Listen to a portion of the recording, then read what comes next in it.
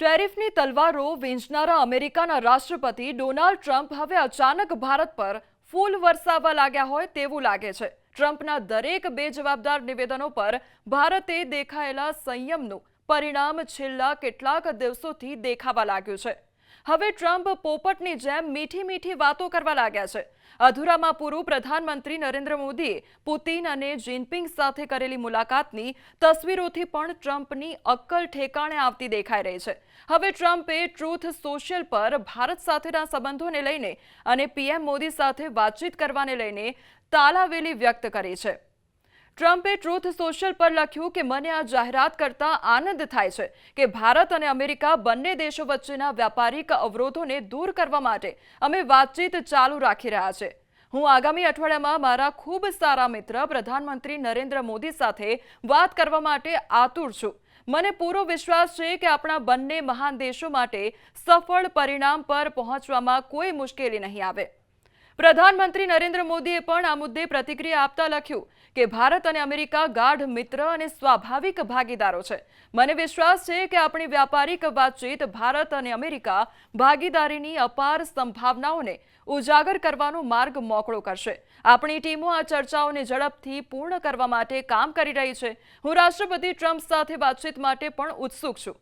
અમે બંને દેશોના લોકો માટે ઉજ્જવળ અને સમૃદ્ધ ભવિષ્ય સુનિશ્ચિત કરવા માટે સાથે મળીને કામ કરીશું।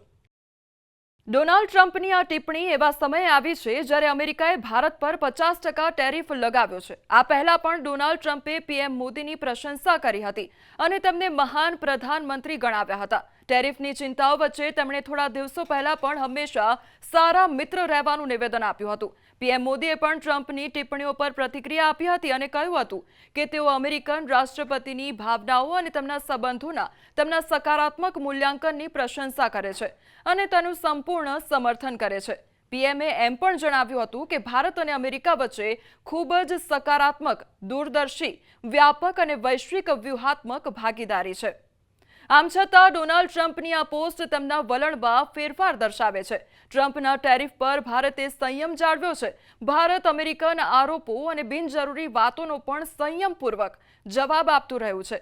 જેમ ટ્રમ્પ અને તેમના મંત્રીઓ તેમજ સલાહકારો ટેરિફ પર એલફેલ બોલી રહ્યા છે એવી હરકતો ભારતે નથી કરી। ભારતે શાંતિથી પોતાના રાષ્ટ્રીય હિતોની જ વાત આગળ ધરી છે।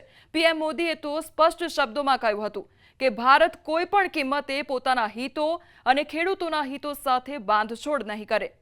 વાસ્તવમાં ડોનાલ્ડ ટ્રમ્પ ટેરિફના માધ્યમથી દબાણની રાજનીતિ કરી રહ્યા છે। તેઓ 50% ટેરિફ લગાવીને પોતાની શરતો પર વેપારી સોદો ઈચ્છી રહ્યા છે। પરંતુ આટલું થયા પછી પણ ભારતના પગ ડગમગ્યા નથી। ભારત શાંતિથી ટેરિફની રમતને જોઈ રહ્યું છે। ભારત અમેરિકાની શરતો પર વાતચીતના ટેબલ પર બેસવા માંગતું નથી। આ જ કારણ છે કે ડોનાલ્ડ ટ્રમ્પ હવે ચીડાઈ ગયા છે। તેમને હવે ભારતનું આ જ મૌન ખટકી રહ્યું છે।